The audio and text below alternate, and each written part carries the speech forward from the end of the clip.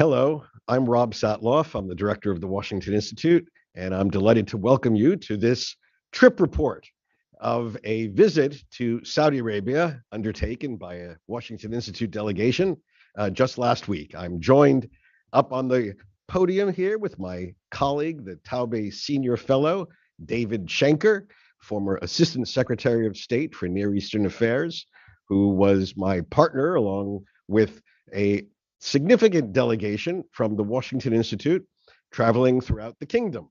So, what we're going to do over the course of the next hour is offer impressions and observations from this visit, myself and Dave, and then we're going to turn to your questions. Let me tell you right now that there are two ways to send your questions to the two of us. If you are on Zoom, please use the Q&A function on the bottom of your Zoom bar. If you're not on Zoom, joining with us on one of the many other platforms, please email your questions directly to me at rsatloff, RSATLOFF, at washingtoninstitute.org. That's one word, Washington Institute at .org. All right, let's begin with who traveled and what we did, and then some impressions and observations from that experience. Dave and I were joined by 25 members of the board of directors and board of trustees of the Washington Institute, more than half of whom had visited Riyadh 5 years ago in December of 2017.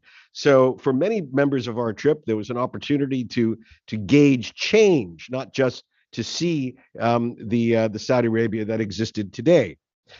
In the 7 days, 7 full days that we were in country, we did a lot.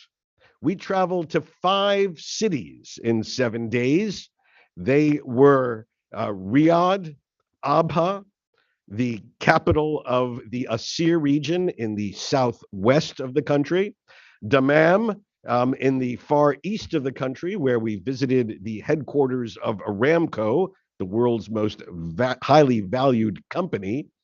Then we went to El Ula, the former Nabatean center of trade in the west northwest of the country, and then down to Jeddah, the seaside major seaside port and way station along the pilgrimage route to Mecca and Medina in the west along the Red Sea coast. So as you can see, in just 7 days, we hit the north, east, south, and west of Saudi Arabia. We wanted to see the different social, cultural background of the country. We wanted to see the different topography, geography, and climate. We wanted to have an immersive trip as much as possible to evaluate politics, economics, social, and cultural change in this country. In addition to all the political meetings that I'll mention very briefly in a moment, we did a lot beyond politics. We spent an evening with artists at a contemporary art gallery. We visited King Saud University, their artificial intelligence center, with a mixed group of male and female students. We met with entrepreneurs running startups, men and women. We met with the leadership and saw the operations of Aramco. We saw major tourism investments in El Ula and in El Ula, the Nabatean city. We toured what they call a giga project. Giga projects are bigger than mega projects, evidently, in Diriyah, which is in the heart of Riyadh. It's a bit of a cross between Williamsburg, Bunker Hill, the Alamo, and the National Mall, all rolled into one. And I'll say a bit more about this in a moment. We spent an evening at the Boulevard at Riyadh Season, which is a huge entertainment social area where thousands of Saudis were out and about, playing, eating, listening to music, enjoying an evening stroll. It was quite a mix of experiences throughout the country. Politically, I'll say briefly, we met with quite a range of leaders and officials. They included the Crown Prince, the Minister of Defense, the Foreign Minister, the Minister of State for Foreign Affairs, the Secretary General of the Muslim World League, the chief of the Joint Forces Command, Ministry of Defense, members of the Human Rights Commission. I won't be citing anyone individually in my remarks. That's the type of intimate conversations that we had. So please do not ascribe my remarks to any particular one of the people with whom I met. My observations and Dave's as well emerge from the collective experience that we had over the course of the 7 days that we were in Saudi Arabia. All right, let me offer a few general observations. There are 5 words that I'm using to encapsulate my sense of where Saudi Arabia is today and where their leadership is today, especially vis-a-vis the United States. First, grievance. The sense of grievance that Saudi leaders and officials have toward the United States is deep and palpable. It is easily felt, and it springs forth like a gusher. One senior official described the rate at which Saudi Arabia receives blame for similar or worse mistakes that even American adversaries perform is 10x of what those adversaries get. So whatever blame X that we ascribe to other countries, the Saudis say that they feel 10x, 10 times as much from the United States. Specifically cited as points of grievance in the national security realm were the withdrawal of patriots that were in Saudi Arabia defending American forces and American assets, the delisting of the Houthis as a foreign terrorist organization, and the undelivered paid-for weaponry that Saudis gripe that despite payment, they are not receiving. The sense of grievance was everywhere, and we heard it from the top down. I will say, despite this deep sense of grievance, what we didn't hear was any ad hominem remarks. I know that other people have cited that these things occur. We didn't hear it. We didn't hear any personalization of this sense of grievance. We heard criticism of the administration, but we didn't hear any personalization. It was more like that, the line about it just being business. And I thought that was worthy of note. Grievance is one. The second word I'll use is ambition. I think everyone on our trip was struck by the amazing sense of ambition that you see expressed by the leadership and manifested in this in what is going on in this country. Ambition to be a great power economically. The Saudis are very proud of the fact that they are the fastest growing country among the G20, proud that they now have an economy that has exceeded $1 trillion, one that they aspire to be approaching the top 10 economies of the world, proud to have an inflation rate at just 2.5%, proud to have a budget surplus for the first time since Vision 2030 got off the ground. They are proud that none of this would have been possible without a decision to incorporate the talents of and ambitions and achievements of half the population, namely their women, the result of which is remarkably fast growth in female workforce participation from the mid-teens to the low 30s in less than a decade. Who would have thought, given where Saudi Arabia was not too long ago, that female workforce participation is higher there than it is in Tunisia, Morocco, Lebanon, Jordan, Iraq, Syria, and Egypt. And Saudis like to point out, look at the other side of the Gulf. It's just 14% in Iran. It is more than double that in Saudi Arabia. Ambition, the desire to grow their economy to world-class status. The third point So grievance, ambition, identity. Saudi nationalism is now a real, live, animating principle. Islam is just one of many attributes, not a determinative or even particularly central one to this projection of a new Saudi nationalism. Saudis made a point of showing us outstanding examples of this expression of Saudi nationalism, be it Diriyah, which is this new national historic site in the center of Riyadh, which reflects the origin of the Saudi state 300 years ago, and which includes a historical representation of the evolution of the Saudi state, which makes almost no reference at all to religion, the pilgrimage, Mecca, or Medina, to Aramco, which is itself a a representation of Saudi professional competence, and a nationalistic expression of competence. And then to El Ula, which is, one should recall, a pre-Islamic site that the Saudis are now turning into a major tourist destination, where they hope that tens and hundreds of thousands of tourists not only come to see the Nabatean monuments, but partake in the cultural crafts, etc., as well as concerts out in the desert, at that, importantly, that pre-Islamic site. So all of this reflects sort of a new way of thinking about what it means to be Saudi, and that's nationalist. Grievance, ambition, identity. The fourth word is energy, and here I have a dual meaning for the term.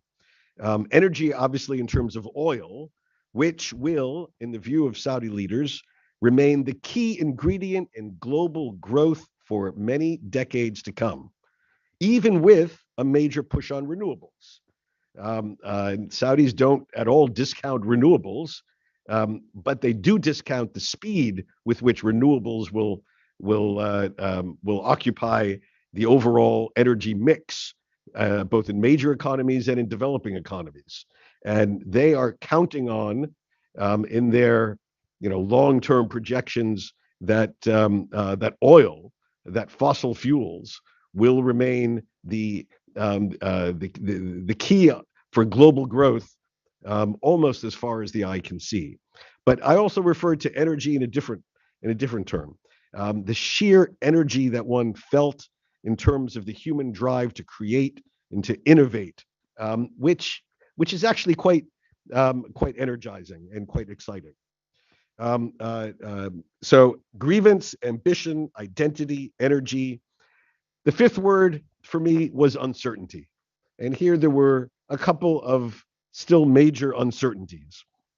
One uncertainty was, well, where are the voices that don't like everything that's going on? Saudis are quite proud of the fact that 68% of the country is 35 or under, and they, by and large, generally, overwhelmingly, are those that seem to be engaged in this great transformation. Well, where are the voices that are losing out? Where are the voices of the conservatives, the voices that have been marginalized? One doesn't hear or see them, and one wonders where they are. Are they biding their time? Are they under control? It is an uncertainty. The other uncertainty for me is that some items remain oddly dissonant. Take a discussion of human rights, with both at a high political level and government officials responsible for this portfolio. Human rights is still an issue on which Saudis have real difficulty grappling. In some respects, they're still tone deaf on the issue. One point, for example, one was asked. We asked a question of officials responsible for human rights about what is the leading human rights challenge that Saudis faced, and the answer was we have no human rights challenges, which, of course, it does not connect with all the other quite progressive aspects of change that one is seeing in the country. And so, unlike the well crafted messages we heard on many other aspects of change in Saudi Arabia, on this one, I think the Saudis still have a long way to go. So let me offer just a few observations about specific foreign policy issues. First, the United States. We were in Saudi Arabia at a moment of great tension. The big chill following the announcement of an oil production decrease and the American reaction. We were fortunate, I guess, to be in Saudi Arabia at a moment when to see how this was playing out on the ground. Secondhand, I heard via a trusted interlocutor that some senior Saudis are referring to the current situation as, quote, the worst since the 73 war. I wasn't around then in the 73 war, and so I can't judge it personally, but it is a moment of great tension. Quite remarkable, given that President Biden visited this country just 3 months ago. My own view is that the two sides will work through the current disagreement over oil production. We may see some of this lessening after November 8th, after our election. We may see some of this lessening come wintertime when the Saudis will be under pressure if their goal is to maintain price stability. If there is a cutoff of supplies from Russia, whether we'll see if there's some increase from Saudi Arabia in order to maintain price stability. But I do fear that the foundation of the relationship is weakening. Weakening because of the confluence of a number of factors, the empowerment of extremes in our country, the progressive left and the America First right clashing with a more assertive, more nationalistic, more audacious Saudi Arabia is a recipe for the fracturing of this relationship. We both say the right words. We both say that we need each other and that we want each other as partners. But we are both taking measures which signal to the other that self-interest and not cooperation is a higher priority. I hope that with the passage of time, we can both begin to recognize that cooperation and self-interest at the same time can be at the core of our two policies. I will just add on to this that whenever we heard Saudis talk about alternatives, we'll find an alternative supplier, we'll find someone else to provide the weapons you're not providing. At least what we heard were the alternatives of Britain and France, not China and Russia.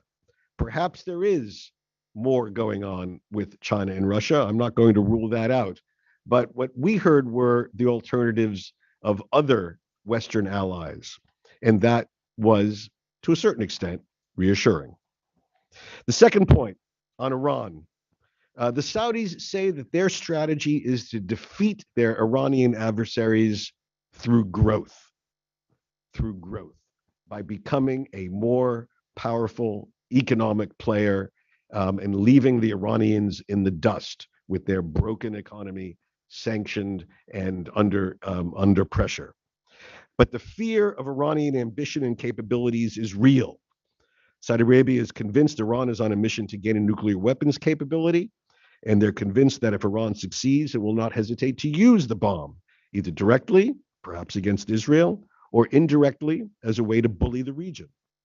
They are eager to hear what would be an effective plan to prevent this, because in their view, the current plan, the diplomatic plan, renewal of JCPOA, is no longer operative.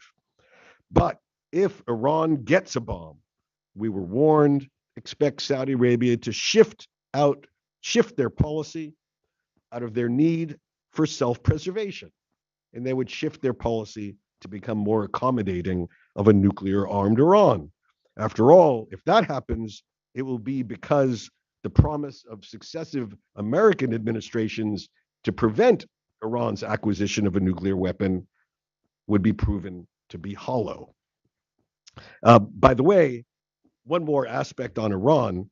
little confidence that the current protests in Iran will lead to change. Perhaps this is the one area where the monarchies, the autocracies, and the theocracies unite. None of them like the idea of popular protest leading to political change.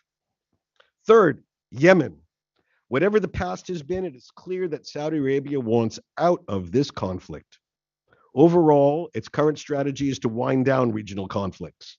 Yemen is no exception, but it's not at all clear that the Houthis and the Iranian backers of the Houthis will go along with this. Indeed, if you're the Iranians and you see this moment of great U.S. Saudi tension, it only makes sense to test. If the rockets start flying again, whether into Abha or Najran, or even more pointedly, into Riyadh or the eastern oil facilities, or if the drones start coming over in waves being sent by the Hashid in Iraq, which is a huge Saudi concern, what will the U.S. response be? The ceasefire technically expired a month ago, and the Houthis have so far held their cross-border fire, which we all appreciated since we were standing on the other side of the border. But I suspect that this will not last too long. And on Israel, 5 years ago, we heard from their highest political leadership that Israel is a potential ally. Now we see evidence of creeping normalization all around. Israel's bank chairman of Bank Leumi addressing a major investment conference, an Israeli athlete competing in a Saudi triathlon, an Israeli race car competing in the Dakar rally, and more of this is coming. But I think it's a mistake to see normalization around the corner. And it's not because of lack of progress on the Palestinian issue. While it would certainly be beneficial to the Saudis, normalization is just generally less important to Saudi Arabia than it was to, say, the Emirates, because the Saudis at the moment have so many other big ticket items on their agenda, and they have to carefully consider the manner and order in which to implement them.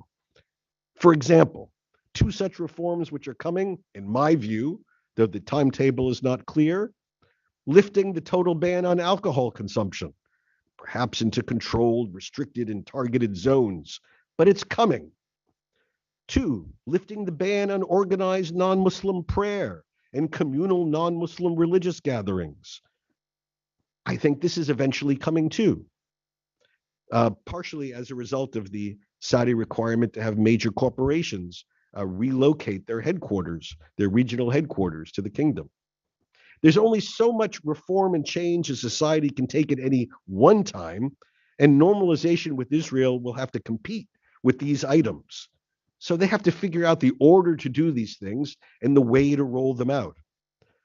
Even so, even with all this, we still heard some remarkable talk about normalization, including a proposal from a senior Saudi official that normalization could occur rapidly if the United States were willing to take some major steps toward the kingdom, including, here's three, including a written, congressionally endorsed affirmation of U.S. Saudi alliance, a commitment to follow through on weapons supplies as though Saudi Arabia were a NATO-like country.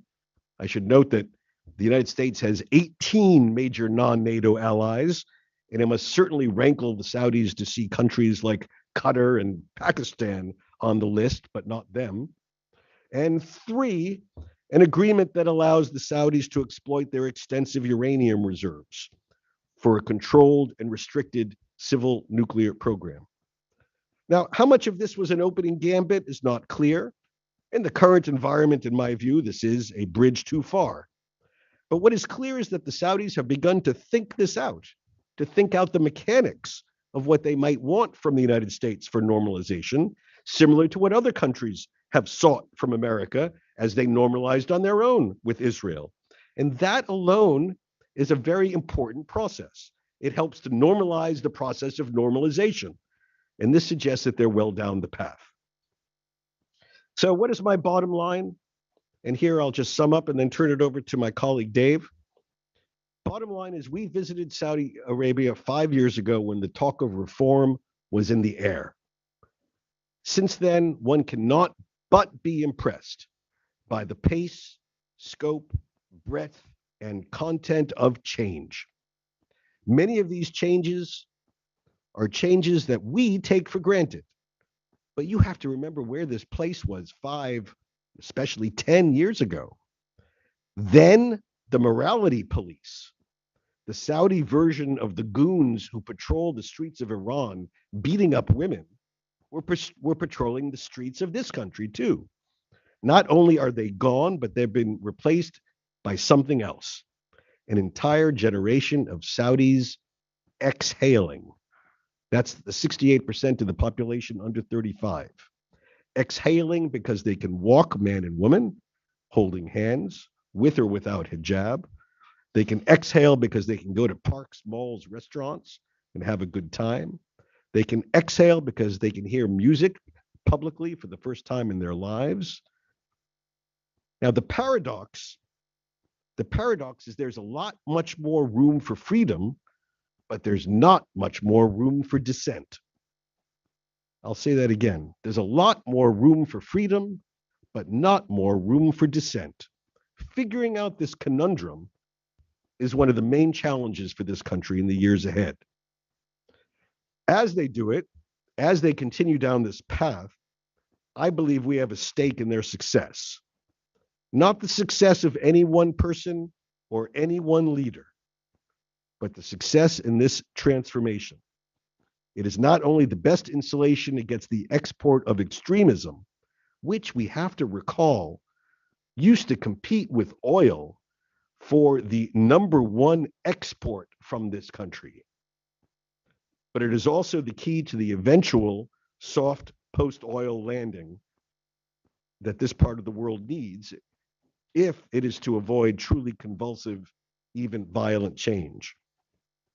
I don't think we recognize in our policy discussions how important it is that this transformation, with all its bumps, with all its ups and downs, that this transformation succeed.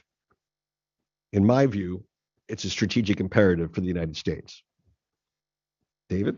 Well, thanks, Rob. That was a very comprehensive presentation. We're not going to get a lot of creative tension here on this panel. I largely agree with what you said. I share your concerns about the trajectory of this important relationship, but I'm going to focus my remarks on some of what we saw and heard, and mostly on the social and economic developments in the kingdom. As you mentioned, we covered a lot of ground during the trip, both geographically in terms of who we spoke to along the way. I spent a fair amount of time in Saudi over the past 5 years or so, both in government and out. It is an incredibly dynamic place, both regionally and objectively speaking. First, as you mentioned, the population is very young, and the people, according to polling and based on anecdotal evidence, are pretty happy and optimistic. Saudi Arabia ranks 25th according to the World Happiness Report. Just for comparison's sake, in the Middle East, only Bahrain, number 21, UAE, number 24, and Israel, number 9, rank higher. The U.S. Ranks number 16, by the way. And this rating has improved dramatically from number 34 in 2016, since Mohammed bin Salman became the crown prince. Why? Well, the World Happiness Index doesn't get into that, but I'll posit. In much of the United States, when we think about Saudi Arabia, Jamal Khashoggi comes to mind, or perhaps the less than optimal prosecution of the war in Yemen, or the kidnapping and torture of the former premier of Lebanon, or the Saudi wars, declared wars on Qatar and Canada. In Saudi, however, the association with the crown prince is really with the profound social and economic reform and transition or transformation underway, which has been dramatic, to say the least, from women's rights to increased religious tolerance, economic diversification, Saudization of the workforce. The reforms implemented since MBS rise have been transformative. Not to dismiss the above-mentioned problematic decisions, but the Crown Prince has a vision for the kingdom, and he's implementing it. This vision does not include political liberalization. Nevertheless, Saudis that I've met are enthusiastic about the changes underway. This program, Vision 2030, is costing and will cost a lot of money. That's likely one of the reasons why the kingdom cut oil production. Riyadh needs oil prices high to generate the revenues to cover the price of this ambitious vision. The crown jewels of this program are the kingdom's mega or giga projects. And we saw several of these. On the outskirts of Riyadh, we spent time at Diriyah, the capital of the first Saudi dynasty. It's a designated UNESCO World Heritage Site as of 2010. The kingdom has undertaken to preserve the ruins and has fashioned the site into an impressive museum, which rewrites a more nationalist version of Saudi history that essentially excises the collaboration between Mohammed ibn Saud and Mohammed ibn al-Wahhab. My guess is that Diriyah will become a locus of Saudi children's school field trips, a Saudi Mount Rushmore of sorts. It's consistent with the designation by King Salman in February of this year of January 27th as a national holiday in Saudi called Founding Day, commemorating the establishment of the first Saudi state. But this is only part of what's being undertaken in Diriyah.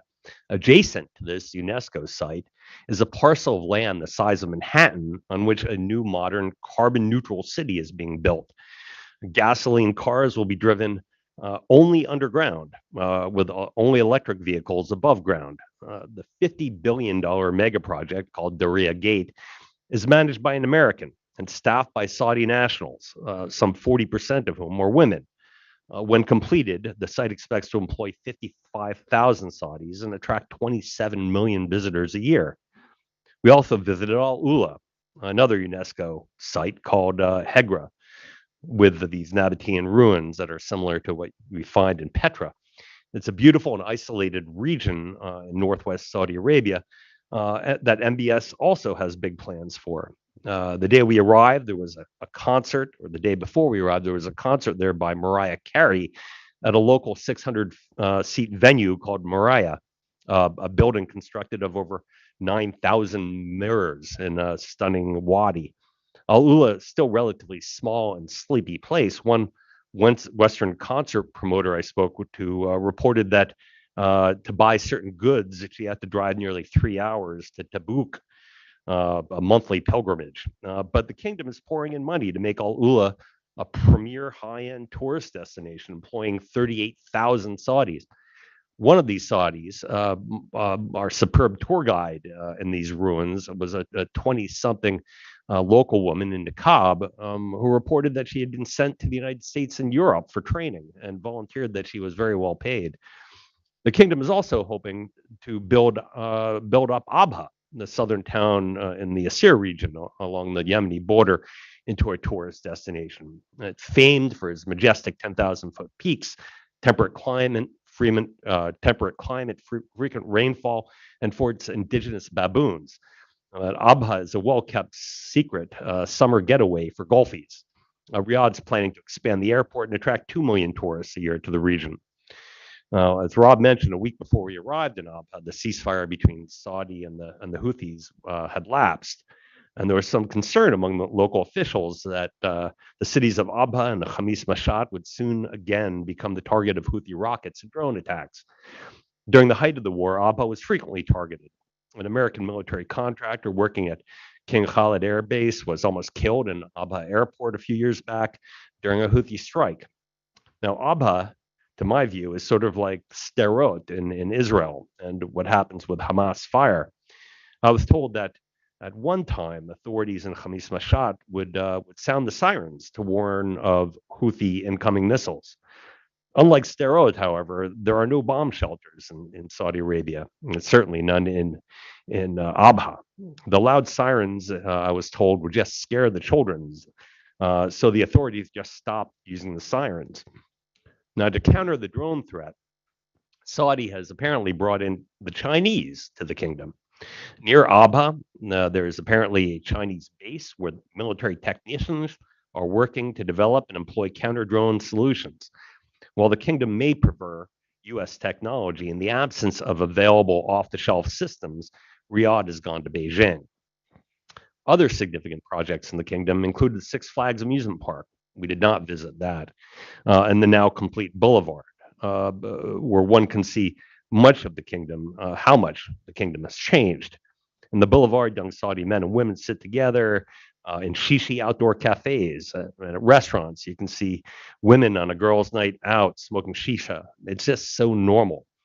Along these lines, at one of the kingdom's premier golf clubs, the drink cart passed by, and my friend ordered a Budweiser, alcohol free, of course. But he speculated, as Rob had said, that in the coming years, he'll be able to get real beer or a scotch, not just on the course, but at resorts, hotels, and even the kingdom's restaurants. Now, we can talk more about live golf, one of my favorite topics, the Saudis' foray into professional golf during the Q&A. For me, this is just one of one more of the kingdom's projects designed to diversify the economy and bring different kind of tourists and our Western businessmen to the kingdom. These mega projects go hand in hand with other more traditional kinds of reform initiatives. In the education sector, anti-Semitic references are being scrubbed from textbooks. The number of women, as Rob mentioned, in the workforce has doubled in recent years and is now nearing 35%. Riyadh is also encouraging entrepreneurship. We visit the Munshaat, a government-funded small and medium enterprise incubator, and met with young, enthusiastic, high-tech entrepreneurs. There's a lot going on, and much of these initiatives appear to be well conceived, and they appear to be making progress, certainly in the kingdom's bigger cities. Other projects, however, remain a work in progress. There's a lot of skepticism about the ambitious plans for the futuristic city of Neom, famed for its planned mile-long building. Defense transformation efforts are also spotty. Saudi has the world's fourth largest defense budgets, but ranks 38th in terms of capabilities. The kingdom wants a military that can operate both independently and effectively. It's a highly ambitious goal. It's intended to integrate its forces so the kingdom can operate jointly. It wants to increase its indigenous military production capabilities from 9% to some 50%. This is all going to be a very heavy lift for the kingdom, but it takes on added urgency for Saudi in a world where some in Congress are calling, in the aftermath of the latest OPEC Plus cuts, for an end to weapon sales to the longtime U.S. partner.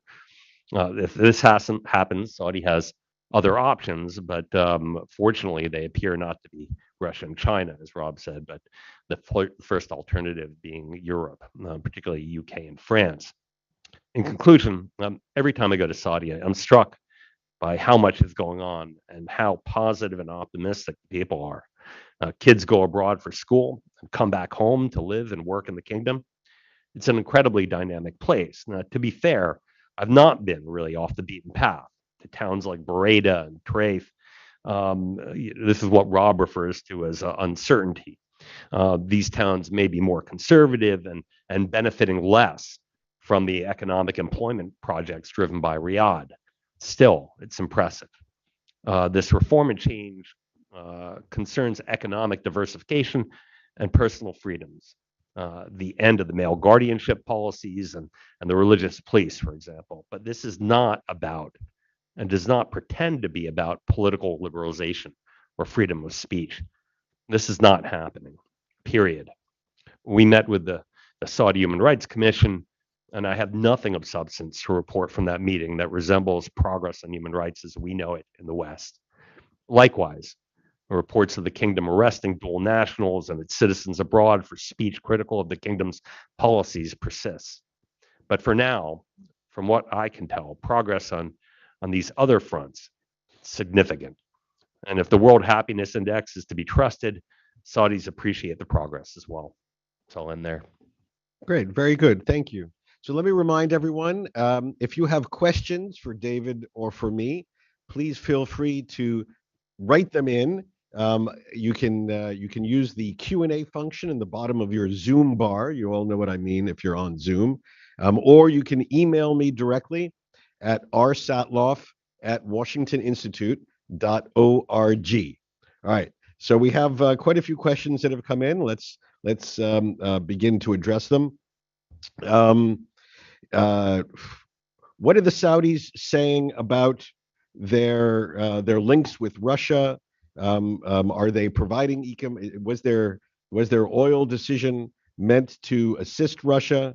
Do they think that Russia is really an economic alternative to links with the West?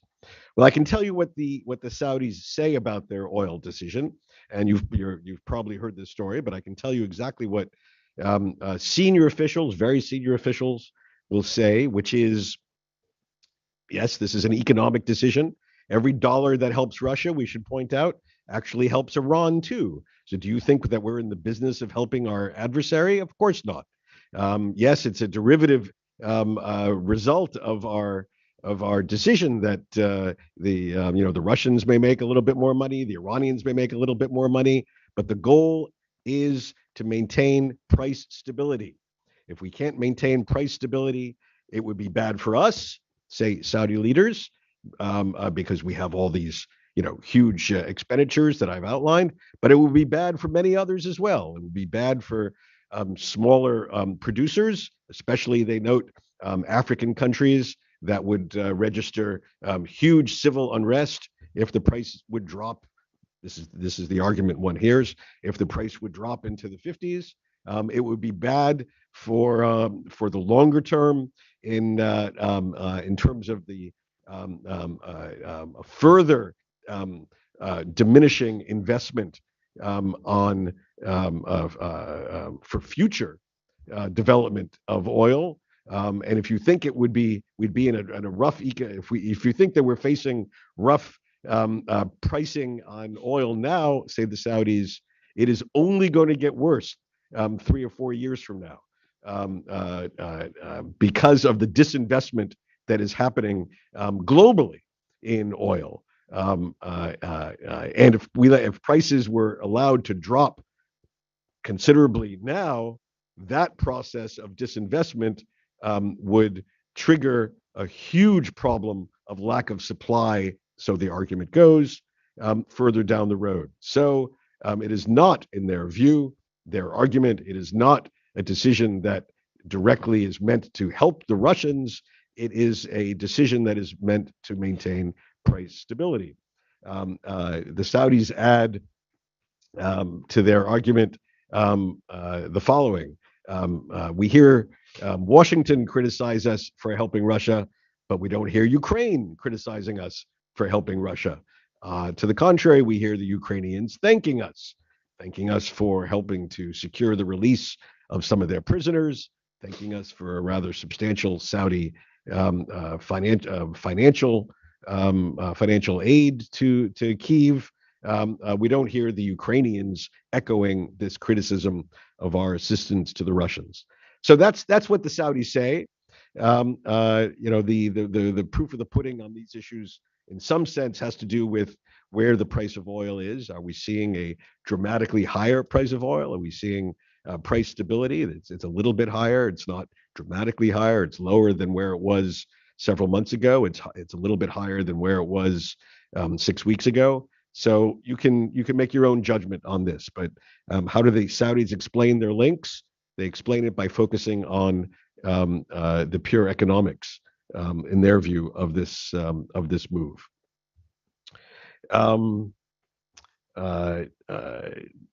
Let's see, other questions. One of our questioners asks you, Dave, does the Saudi-sponsored golf tour rank as a major priority for this country? Well, thanks for the question. Always like to talk about Saudi golf. This is part of their diversification initiative. They have invested in a huge amount of money, and I see it really as a lost leader. They've got a golf league. They are associating Saudi with golf. They're going to attract a certain kind of demographic in terms of tourism if they develop a golf league. And this is a domestic golf industry, that if Saudi becomes some sort of golf destination, this is not going to compete with St. Andrews, but it might compete with the United Arab Emirates. And I think there is a competition going on in that front. So they're willing to invest this money. And of course, More people will come if you can go to the 19th hole and have a drink after your round. But I think they're planning on bringing people to the kingdom, and particularly if they want all these corporate headquarters, these regional corporate headquarters, to relocate to the kingdom. They're going to have something for these people to do. So they're opening the Six Flags. They've got a Grand Canyon-like, place that you can go visit, and but this is recreation, and so they're planning to open 7 more golf courses, almost to double the number of golf courses in the kingdom. I personally don't see this as sports washing. I think it's actually drawn a lot more attention and criticism to the kingdom. But I think they have a vision for what this will do in terms of tourism and the kind of people that visit the kingdom. Okay, thank you. So, question: any mention of other Gulf states during the trip, either as partners or in the economic sense as competitors? And any serious mention of other GCC states? Dave? I didn't get a lot on that actually. I think they were preoccupied, obviously, with the bilateral relationship with the United States and the problematic trajectory of that, and whether actions taken by either the administration or by Congress would exacerbate the difficulties. There was not any talk that I heard about the Arab League summit. There was not, I think, any talk except with the exception of Yemen, and the concerns about what may happen with the deterioration of the ceasefire. No, I didn't hear anything about the Gulf. No, we didn't. It didn't come up much in our own conversations. I will note that while we were in Saudi Arabia, we overlapped with the big financial investment conference, the FII, that was going on in Riyadh, during which there was an announcement that the Saudis were establishing a series of investment funds under the umbrella of the sovereign investment fund of Saudi Arabia that would be bilateral investment funds with a number of other countries, including Egypt, and Jordan, and Sudan. I think with Bahrain and maybe other, and I mean there was an emphasis on other Arab countries as targets of Saudi investment, but in terms of in our conversations, I think you're absolutely right. Very little discussion. Okay, another economic related question. What is the time horizon for the Saudis to transform their economy and diversify away from oil? And what's the risk that they don't succeed? What happens to the social contract between government and the state? Well, I think that's the key question here. The Saudi has, and Aramco has, a plan to actually be carbon neutral with by 2040, 2050. They're planting trees, they're doing carbon capture, I don't know, gas capture, et cetera, and offsets. But I think they understand that there is a limited period of time, and this is going to be measured in decades, but whereby fossil fuels will cease to be the primary revenue source of the kingdom. And so they're doing renewables, et cetera, and alternative sources of energy. And so I think that is really their timeline. And that is why, to my mind, why we should be hoping and helping MBS and Saudi Arabia to succeed. It's in our interest to have them have a diverse economy, to not be dependent entirely on fossil fuels. But I think they see that as a timeline, and that's why they have this sense of urgency with all these mega projects, spending all this money up front. Yeah, it's important to point out that 2030, Vision 2030, 2030 is not the date for the end of oil. Quite the contrary. The Saudis anticipate that oil will be a key in the global economy for a long time, and they want to be the main player in oil for a long time. But they want to they want to take advantage of this time to build up the alternative. And so even on oil, for example, we heard that there is that the Saudis are planning I'm sorry I don't have the date in front of me, but it's not too distant in the future that domestic consumption, their domestic energy mix, will not have oil in it anymore. It will be half gas and half renewables, and they will. But it's not as though they're getting out of the oil business. This will allow them to just have more excess capacity in oil in order to serve what they believe will be for a period of time a substantial increase in global demand. So it's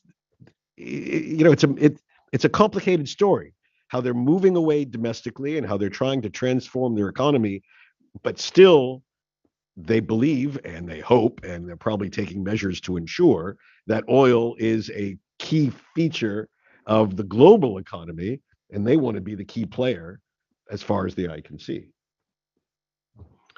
All right, let's. Are the Saudis slowly disengaging from Wahhabi influence and control?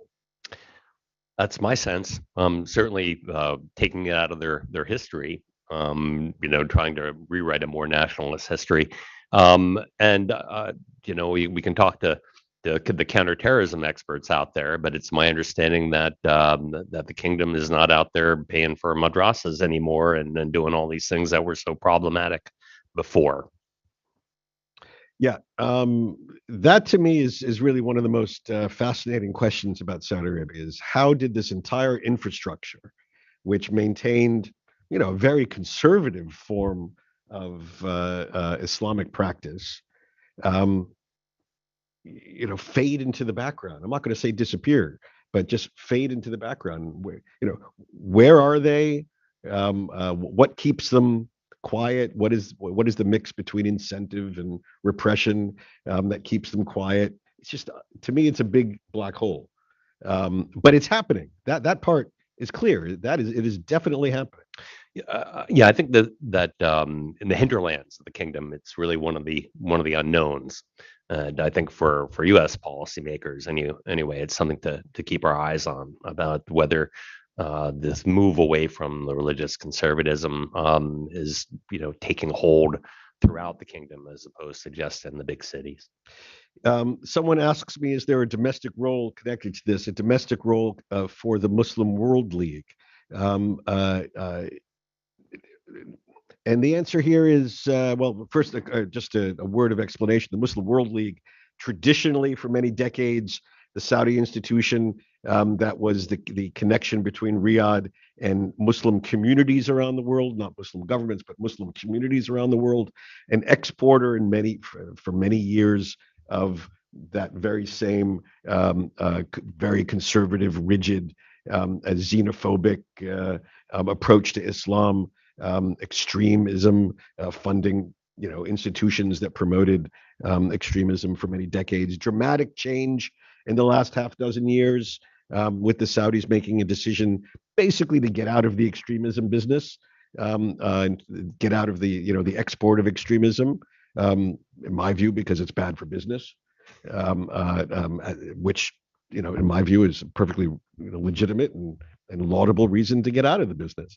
The Muslim World League is an important agent of that change, and its Secretary General Mohammed Alisa has been at the forefront of really remarkable shift on issues of interfaith relations, outreach to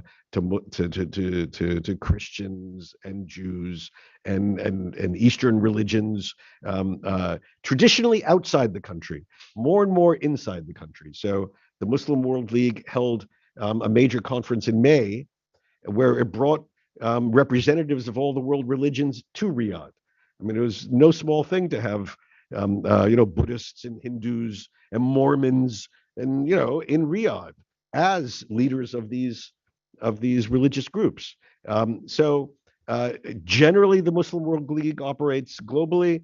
It's beginning to tip its toe or put its toe into the domestic waters a bit, and I think that's all part of the overall decision of the leadership to shrink the traditional role of Islam and to open things up.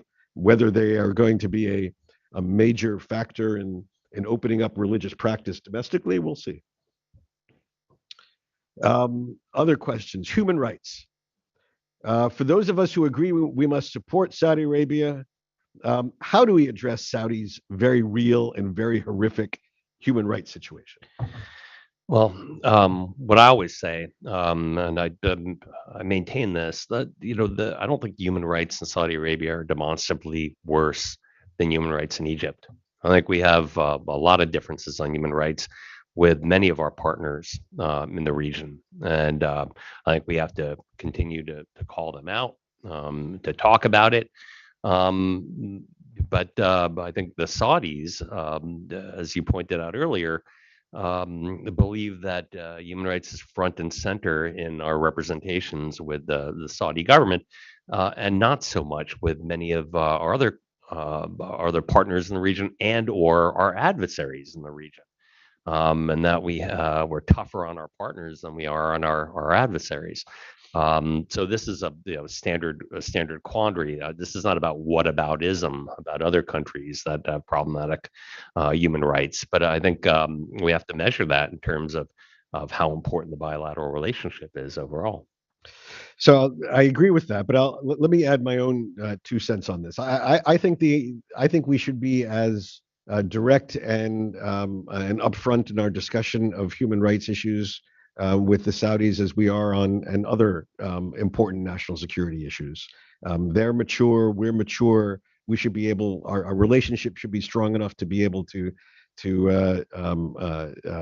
deal with very serious disagreements on this topic, and there should be, it's perfectly reasonable to have goals and targets and to work with the leadership on important improvements here. I've seen other countries with very difficult human rights situations and say their human rights commission, like in Egypt or other countries, and it's just a different approach. You meet representatives of sort of state-run human rights initiatives in other countries, and the conversations usually begin with a sigh. Yes, we have serious issues, but we made a decision to work within the system to do what we can to improve, and that's what we're going to do. And so let's talk about practical problems, and we'll do what we can to work through this and improve. That's okay.